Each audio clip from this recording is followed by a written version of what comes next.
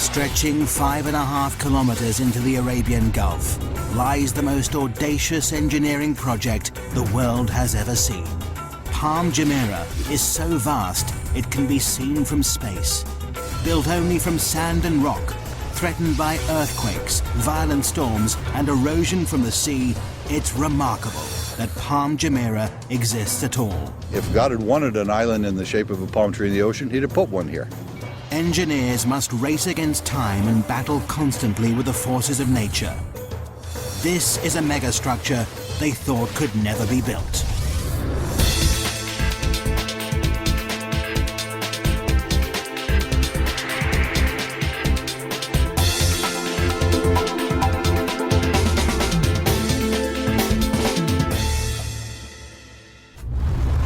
August 2001.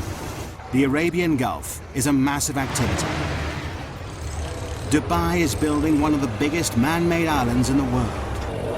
Engineers have a daunting task ahead of them because this is a construction like no other. All structures stand in defiance of nature. Most are built from concrete and steel, materials that are artificially strengthened. But this massive island is being constructed out at sea, using only natural materials, sand and rock.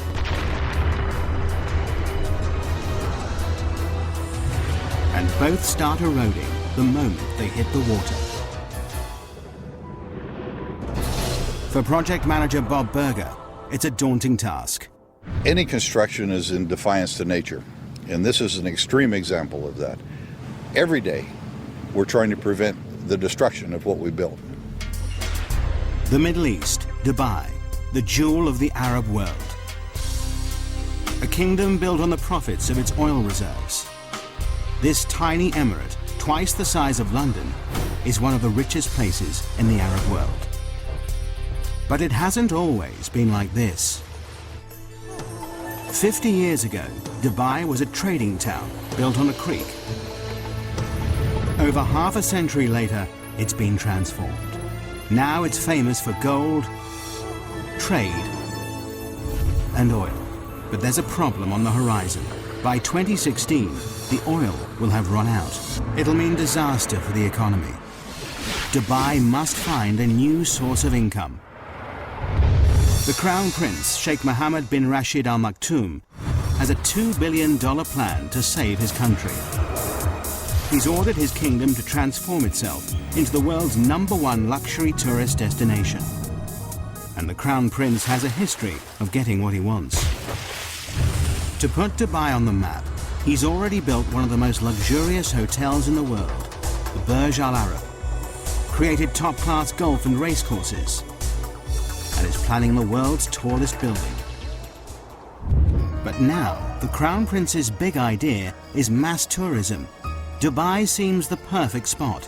It offers sun almost every day of the year, glorious beaches and azure seas. 5 million tourists visit here annually. Now they want to triple this to 15 million. But there's a problem. The coastline is a mere 72 kilometers long. Not enough space for all these extra people. But how do you make your coastline longer? The Crown Prince's plan is to build a massive island, and he wants it done by 2006. What better for a paradise island than the shape of a palm tree? 5.5 kilometers across, it increases the coastline by a whopping 56 kilometers, 9 times more beachfront than the circular island. But no one has ever built an island this size and shape before. When I first heard of this project, I couldn't believe it. I thought it's incredible. The extraordinary plan is to build a city at sea. The palm will be covered with luxury villas, shopping malls, and restaurants. The crescent-shaped breakwater, linked to the palm by a tunnel, will hold 22 hotels. The easiest way to build such a massive structure at sea is to use concrete and steel. But this doesn't fit with the Crown Prince's plans. His idea creates an added challenge.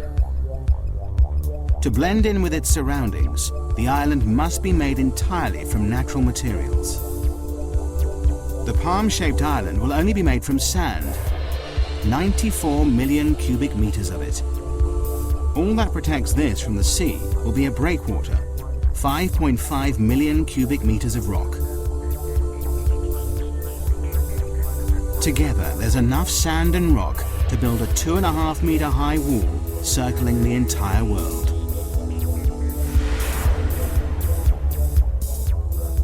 This may be the only place in the world where something like this could be done, to have the vision and then the courage to carry it through. To make this audacious plan a reality, Dubai needs the best engineers on the planet. A worldwide search leads to Northern Europe and Holland. Experts in land reclamation, the Dutch have increased Holland's landmass by 35%. The Dutch team are immediately booked for the job. The first thing they must prove is that it's possible to build an island out in the Arabian Gulf and that it'll stay there. They know the only way to keep the island in position is to surround it by a breakwater. But just how big does this sea defense need to be? To find out, researchers must calculate the strength of Dubai's storms, the height of the waves and tidal surges, and what effect global warming will have in raising the sea level.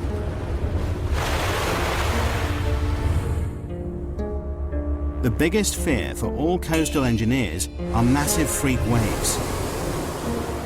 These waves build up over long distances, pushed by persistent winds and large currents. They destroy nearly everything in their path. But the island builders are lucky. The research team has worked out that the Arabian Gulf is the perfect place to build this megastructure. On average, the Gulf is only 30 meters deep, and it's only 160 kilometers wide. It's too short and too shallow for catastrophic waves to build up. But the team know they will get Shamal storms.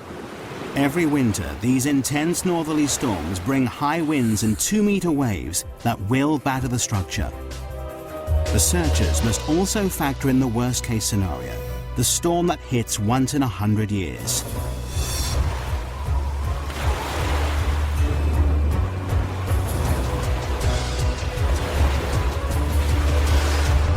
The team do the final calculations.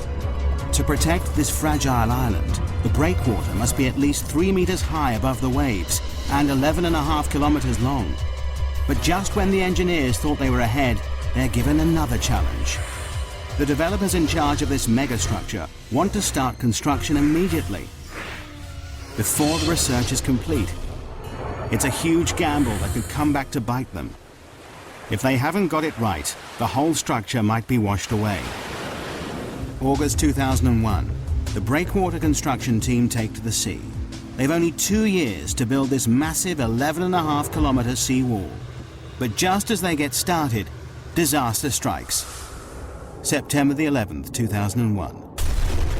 The World Trade Center in New York is attacked in a brutal act of terrorism. Overnight, tourism to the Middle East stops. But work has already started on the Palm Island. Will millions of dollars and months of research all be in vain? September 2001. In the wake of terrorist attacks in the United States, travel abroad halts abruptly. Fear and panic spread. People are too frightened to travel, particularly to the Middle East. It could have disastrous consequences for Dubai's ambitious plans. Work has already begun on building one of the biggest man-made structures in the world, a giant palm-shaped island that'll transform Dubai into a world-class holiday destination. The massive 11.5 kilometer breakwater is under construction. Both the breakwater team and the Palm Island team are assembled to make the dream a reality. But 9/11 throws the plans into turmoil. The 1,200 foreign engineers fear their lives could be in danger. They make contingency plans to leave the country. In the meantime, they're advised not to go into Western hotels and bars. Business slumps. Beaches are empty. Restaurants deserted. No one wants to be here. For 3 months, Dubai grinds to a halt. The sun is setting on the Middle East's tourist industry. But the job must carry on, whatever the political climate. The oil reserves are running out. The Crown Prince stands firm. The developers are now committed to the build. Millions of dollars have been spent hiring the world's top reclamation engineers. They've worked on huge projects, like Hong Kong's Cheplak Kok Airport, Holland's North Sea Wall, and Singapore's Industrial Centre. But no one has reclaimed a structure this size or shape before. By November 2001, the race to build this megastructure is really underway. 9 barges, 15 tugboats, 4 dredgers, 30 heavy land-based machines, and 10 floating cranes are needed to construct the massive seawall. For the breakwater team, their first step in this awesome challenge is to build up the sea floor. 3 massive dredgers take up a thin layer of sand from the barren seabed nearby. Then they dump this sand in a layer up to 7.4 meters thick. This must be done while the sea is at its calmest. To keep it in place, barge loads of rubble are dropped on top of this. This bed of rock will raise the breakwater from 4 meters below sea level to 3 meters above. It's the beginning of the sea defense, without which the island cannot exist. The sloping layers take out the force of the waves as they hit the wall, but the sand and rubble layer is only the base, the core of the breakwater. What really creates the protection is the outer armor. For this, engineers need vast lumps of rock. Each piece of rock weighs up to 6 tons. It's these massive boulders that will protect the fragile island from the destructive force of the sea. But sourcing enough rock is an enormous task.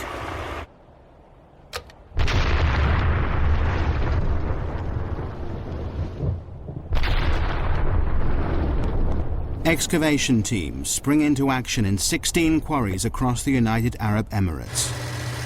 The 11.5-kilometer breakwater needs a lot of rock. 5.5 million cubic meters of the stuff, enough to build 2 Egyptian pyramids.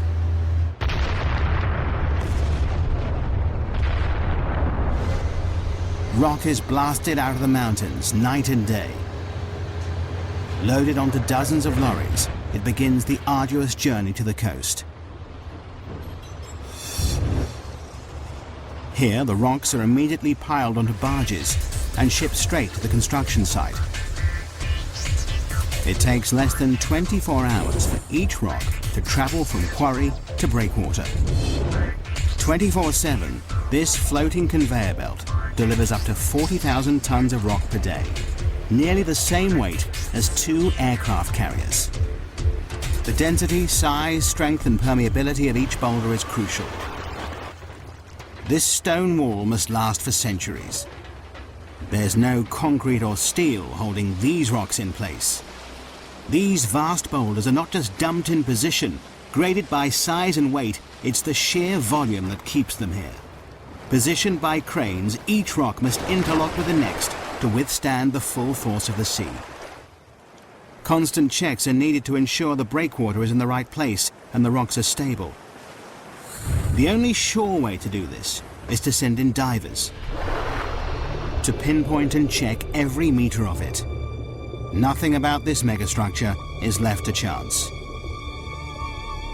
Any movement could cause the rock to crack and the wall to disintegrate, leaving the whole project vulnerable. A detailed study of the breakwater rocks below the water is noted.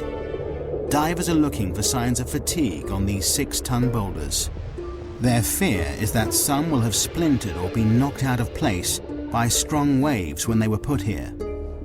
Every 27 meters, a diver surfaces to record the location of the rocks they're checking. The reading is taken from a man based on land, but so far this section of the breakwater stands firm. January 2002. 6 months after work began, a large section of breakwater stands proud 4.5 kilometers out at sea. For everyone involved, it's an exciting time as the dream becomes reality. When the first breakwater came up, of course, we all went out there. We had to stand on it. This tiny little precipice of rock in the middle of the ocean, and look back at Dubai and say that this is the beginnings of our job. It's a momentous achievement for the team, but there's still over 10 kilometers of this vast sea wall to build. The engineers are jubilant, but their happiness is short-lived. Winter is closing in. With a schedule of only 2 years to complete the breakwater, the last thing anyone needs is a delay. Winter in the Middle East brings shamals, great storms with winds of up to 56 kilometers per hour. Wind shifts are sudden, whipping up the sea, bringing torrential rain, violent thunderstorms, or blinding dust storms. On land, little can move. Out at sea, things are even worse. Massive waves batter the boats that need dead calm water to place the sand and rock with pinpoint accuracy. We had to seek shelter in the very little shelter that we had built. Engineers planned for the bad weather, but the storms of March 2002 are worse than they feared. Everybody crowding around trying to protect themselves from the storms. The boats find shelter, but more worryingly, will the breakwater hold? It's a nail-biting time. Over the next 3 weeks, the storms are relentless. All the engineers can do is watch and wait. The breakwater stands firm, but the schedule is slipping. The construction team is 3 weeks behind, and the pressure is immense. Every second counts. It's vital that the fragile sand island has protection. Only when a 550-meter-long section of breakwater is built can the Palm Island begin to rise above the sea. But the schedule is desperately tight. The entire megastructure must be complete by 2006. They have 2.5 years to create the island and breakwater, and just 2 years to build the city on it. The only way to meet the deadline is for both the breakwater and the island to be built at the same time. It's not an ideal situation. It will mean that throughout the build, the Palm Island will have the bare minimum of protection from the sea. But the engineers have no choice. The deadline is set. While the second team, building the island, wait for the protective breakwater to be built, they keep ahead of schedule by laying the sand foundations below sea level. But now, 8 months after construction began, they are desperate to break the surface. Finally, April 2002, the first 550-meter section of the breakwater rises 3 meters above the sea. At last, the builders of the Palm can step up the action and bring the island above sea level for the first time. To complete this massive island, Team 2 has the awesome task of finding 94 million cubic meters of sand to create their island, enough to cover the whole of Manhattan 1 meter deep. It's an enormous job in itself, but finding the right sand is an added headache. Dubai has more sand than it could ever need, but there's a problem. Desert sand is the wrong material for the job. It's too fine. The particles won't cling together. It means that the vast sand island would simply wash away. The engineers must look elsewhere. The best sand for the job is found 6 nautical miles out at sea. This sand is much more suitable. It's coarse, packs densely, and is more resistant to wave impact. They will dredge sand from the Gulf seabed. And there is an added benefit. The dredgers will spend less time transporting the material to the construction site. In just 3 hours, a dredger travels to and from the site, scoops up the sand, and sprays it into position. It works a 5 square kilometer area, dredging up the top meter of the sea floor. It takes less than an hour to fill the 8,000-ton tank with sand. The sand is then pumped through a pipe and sprayed into place at 10 meters per second, enough to fill an Olympic swimming pool in 4 minutes. The process is called rainbowing. The island construction team work round the clock to keep to the tight schedule. Night and day, the island grows bit by bit. The rainbowed sand builds into a sandbar, rising up to 4 meters out of the water. But for the engineers, there are mixed feelings. Is the shape of the island progressing as planned? There's great excitement, and there was great anticipation and a little bit of fear. Is it in the right place? With doubt cast over the construction, Dubai has a trick up its sleeve. 676 kilometers up in space. Dubai has access to the only privately owned satellite in the world. It's so powerful, it rivals those of the Russian and US military.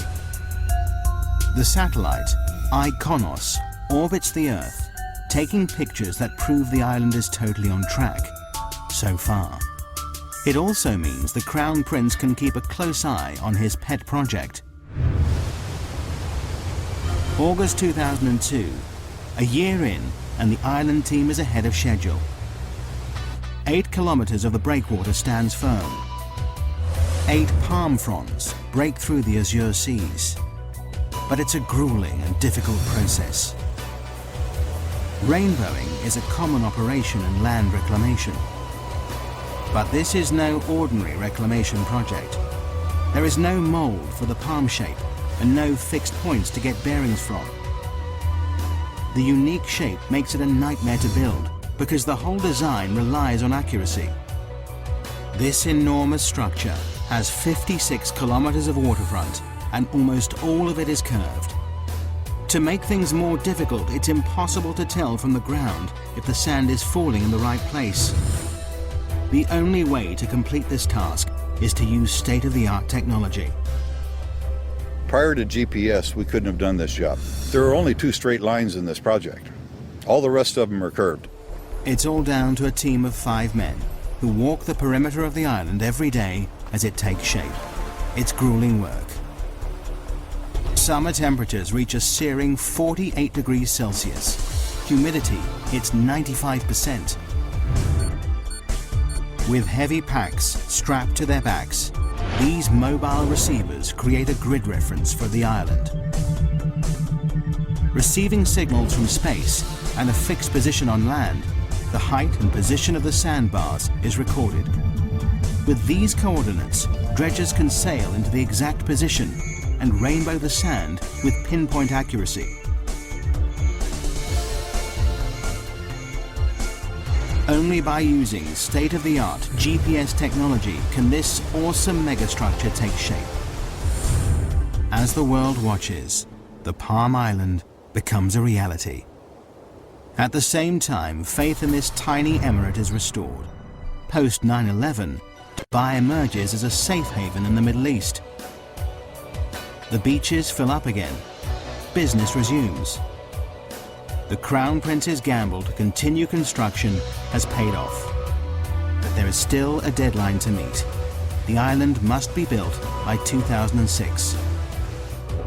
Coordination between the 2 teams, one building the breakwater and the other reclaiming the sand island, is crucial. If they don't work in perfect synchronicity, the whole project could be thrown into jeopardy. If the breakwater progressed too quickly, it would cut off access for the reclamation contractor. If the reclamation went too quickly, then it would be at risk for the storms. We couldn't let one get ahead of the other in any way. It's a delicate balance, but a year into the project, and incredibly, work is on schedule. Against all odds, the Palm Island rises above the waves, protected by the ever-increasing sea wall. It's a symbol of engineering achievement, but the engineers' biggest challenge is still to come: how to make the island safe to build on. The majestic Palm Island is only made from sand, but sand is unstable and highly susceptible to the movement of water around it. It also takes time to settle before it's strong enough to build on. But this awesome structure will support a city of 120,000 people, and their safety relies on firm foundations. This massive sand island must be made rock solid. But how? October 2002. Dubai is building the world's most audacious engineering project in the Arabian Gulf. A 5.5-kilometer island in the shape of a palm tree, made entirely out of natural materials. A year into the build, and 2/3 of the breakwater is complete. 8 kilometers of massive rocks piled 3 meters above the waves, backed by 200 meters of beach that will eventually carry 22 hotels. Behind this sea defense, the first 9 palm fronds made of sand rise above the water. Dredgers spray sand from the seafloor, a process called rainbowing, to create the first half of the 5.5-kilometer island. But building a man-made structure in the middle of the sea with only rock and sand throws up challenges every step of the way. The team constantly battle with nature as the sea erodes the work they do. We worried initially that we could actually do it, that we could place the sand where it should be, that we could place the rocks where they should be. The teams now race to finish the project. But then the engineers discover a problem that could put the whole project in jeopardy. The decision to start construction before completing the research has finally caught up with them. Coming in or going out. The sea is not circulating around this massive megastructure as they planned. The tides are not flushing the system properly. Clean water is not moving fast enough round the inner waterway. The water is in serious danger of becoming stagnant. People have paid millions for a piece of this paradise island. Green fetid water is not going to work. A solution must be found, and fast. Changes must be made to the design. Further tests are run on the computer. Luckily, the solution is found just in time, and it's simple. The seawall must have 2 breaks in it. 2 4-lane bridges link the sections of the breakwater.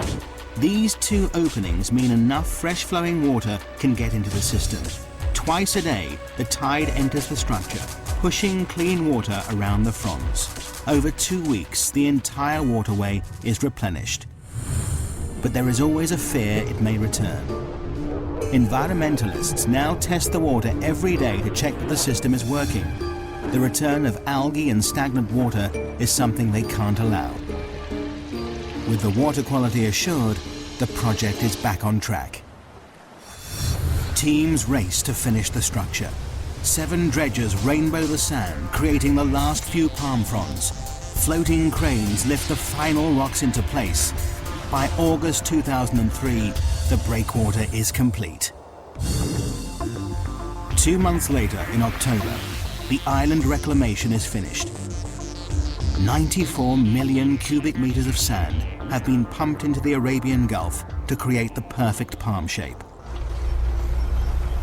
In just over 2 years, the Palm Island has finally risen from the sea. The deadline has been met just on time, and phase 1 of this monumental engineering challenge has been accomplished. There is still a very long way to go. Phase 1 is only the completion of the foundations. Now to fulfill the Crown Prince's dream.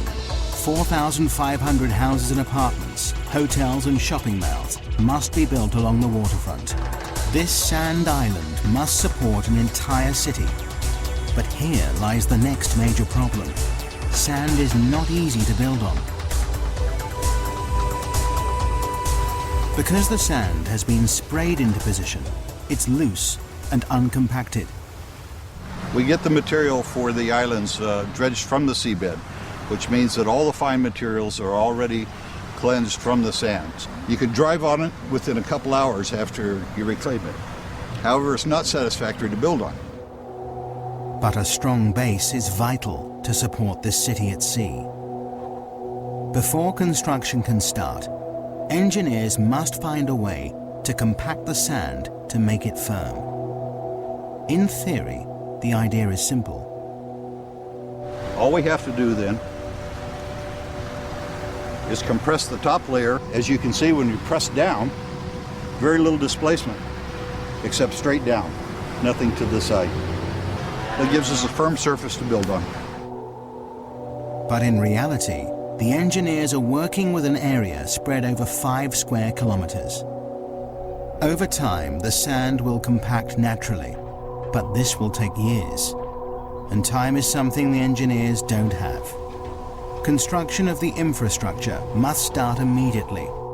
As if the schedule wasn't pressure enough, there is another, more important reason why the foundations of the city must be made extra strong. Dubai sits just on the edge of a major earthquake zone. Bam, Iran, north of the Arabian Gulf. 5:26 a.m., 26th of December 2003. The town is hit by a quake measuring a massive 6.6 on the Richter scale. In minutes, 60% of the buildings are leveled. 43,000 are dead. 20,000 injured, and 60,000 are homeless. Following this, multiple quakes hit Dubai 480 kilometers across the Arabian Gulf. It's a wake-up call to the Palm Island project. If the epicenter hit Dubai, it could spell disaster. Should an earthquake come through the area, the sand might lose its cohesiveness down deep. The reclamation process piles sand one grain upon another. If we put the ocean around it, you see the island. However, the lateral forces of an earthquake can make the island disappear.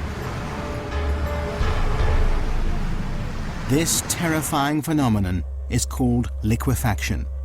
It happens when a quake shakes the Earth's surface, causing sand particles to move. As the sand compacts, it pushes the water between the particles upwards, making the ground liquefy. It means the island would sink back into the sea. Before any houses can be built, Palm Jumeirah must be made strong enough to prevent it from liquefaction. The team work out they need to compact a layer of sand 12 meters deep, too deep to compact by normal road roller. The only solution is a process called vibrocompaction. January 2004. 15 machines work around the clock to firm up the land. Probes drill over 200,000 holes into the ground across the surface of the island. High-pressure water and air drives each probe deep into the earth. This shaft then vibrates, shaking the ground around it.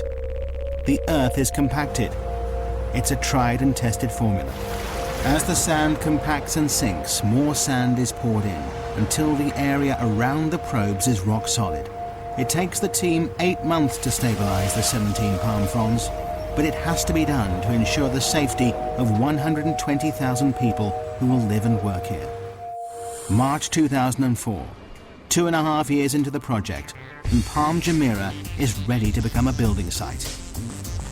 Now thousands of trucks and cranes, tons of supplies, and 2,000 laborers descend on the island. This is the most complicated part of the project, the installation of the infrastructure, gas pipes, electricity cables, water supply, and buildings. In 2 years, they must build an entire city at sea. But have the developers set themselves a near impossible target?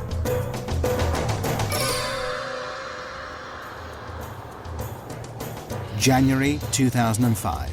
One of the world's biggest man-made structures has reached a critical stage. After 2 years, the island foundations rise out of the sea. Now engineers turn their attention from sand and rock to concrete, glass and steel. They're building an entire city out at sea in just 2 years. Nothing like this has ever been attempted before.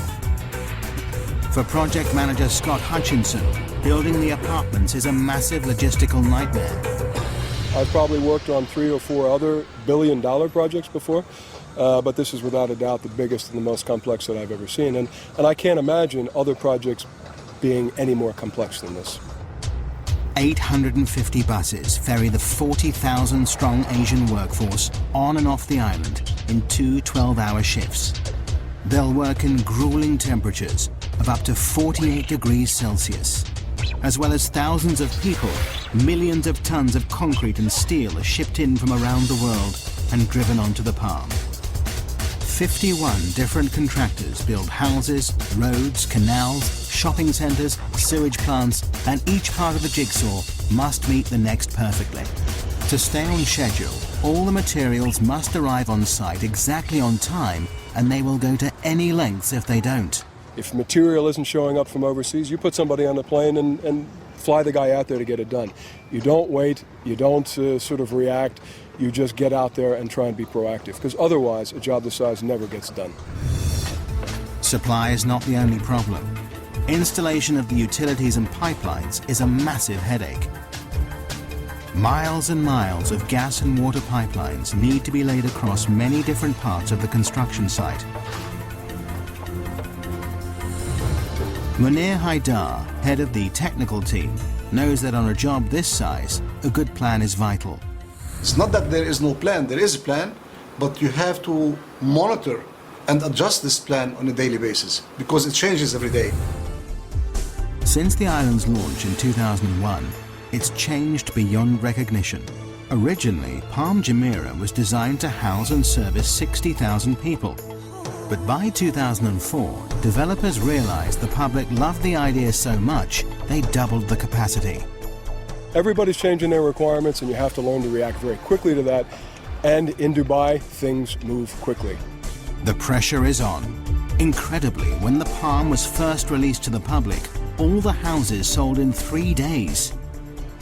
The most expensive go for $1.2 million. David Beckham and the England football team are amongst the owners.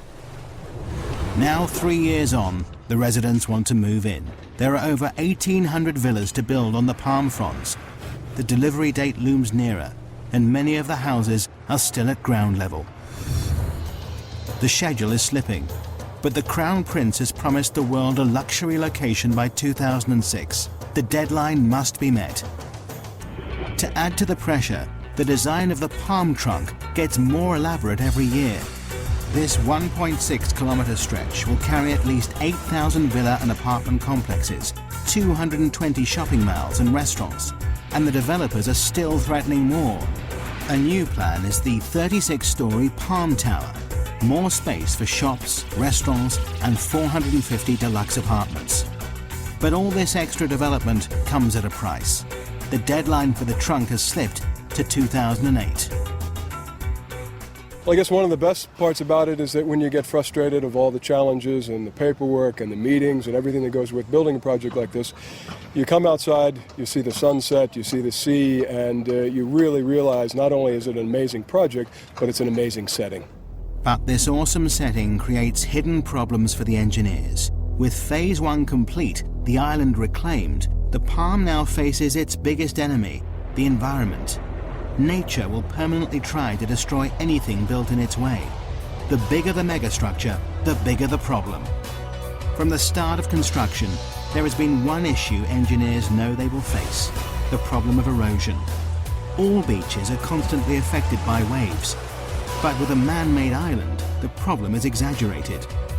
These beaches are not naturally replenished with sand by the sea. If nature won't do it, someone has to. Otherwise, the whole island will be washed away. Only now the island is complete can they see the full extent of the problem. Engineers have studied every meter of the Palm's 56-kilometre coastline, analysing the effect the waves have on its shape. The results show the sand is gradually being washed away in some places and built up further along the structure. Left unchecked, the beaches will no longer be straight, and Paradise Island will fail. But the engineers are confident that through constant maintenance, they can keep the intricate palm shape. Just when the developers think they've cracked the problem, an even bigger dilemma rears its head. Beach erosion is also affecting the Dubai coastline on a much bigger scale. Dubai is famous for its beautiful beaches. Could the success of the megastructure cause the mainland's downfall? Normally, the currents evenly push the sand along the coastline, keeping the beach straight. By building a massive structure so close to the shoreline, wave movement in the area has altered, the current is changing the shape of the coastline. In some places, sand is deposited, extending the beaches out to sea. In others, the beach is eroded away. And initial research shows some worrying facts. In some places, the shoreline could be eroded by 5 to 10 meters per year. Eventually, it could destroy mainland resorts, property, and roads. In time, the coastline will settle down. Nature and the structure will learn to live with each other. But this may take years. In the meantime, the developers have bought a dredger. This will suck up the sand where it is built up along the coast and deposit it in the areas suffering from erosion, returning the coastline to its original shape. Dubai's beaches are safe, for now. The engineers are constantly working out how to tame nature's forces. The erosion problem is under control. But the threat to the project doesn't just come from the surface of the sea. They now face a new dilemma beneath the waves. How has this awesome megastructure impacted on the ecology of the area? August 2005. 4 years after the Palm project started, this audacious island stamps its mark on Dubai's coastline.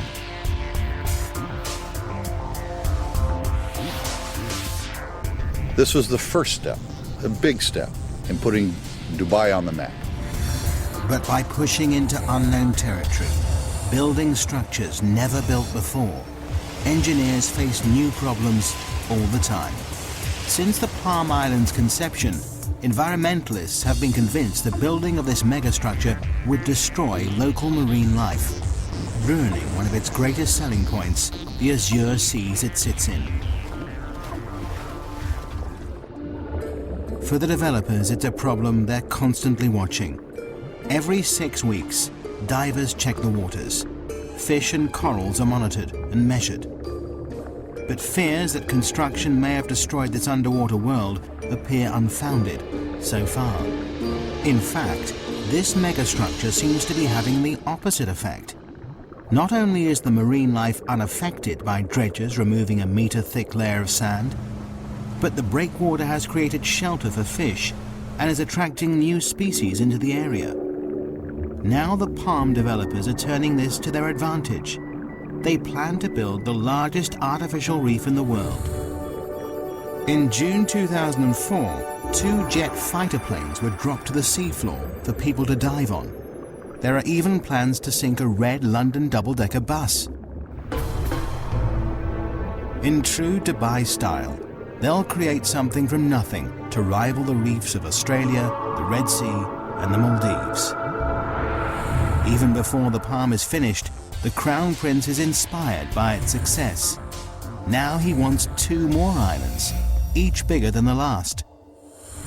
Palm Jebel Ali is 1 year into construction. It's twice the size of the first, nearly 8 kilometers in diameter. This is designed to be a tranquil island with 29 luxury hotels and an inner ring of water homes that spell out an Arabic poem scribed by the Crown Prince himself. Even bigger is Palm Dira.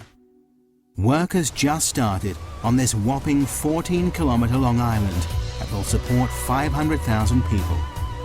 Although engineers have the confidence of knowing how to build these structures, they now have a more worrying problem: supply.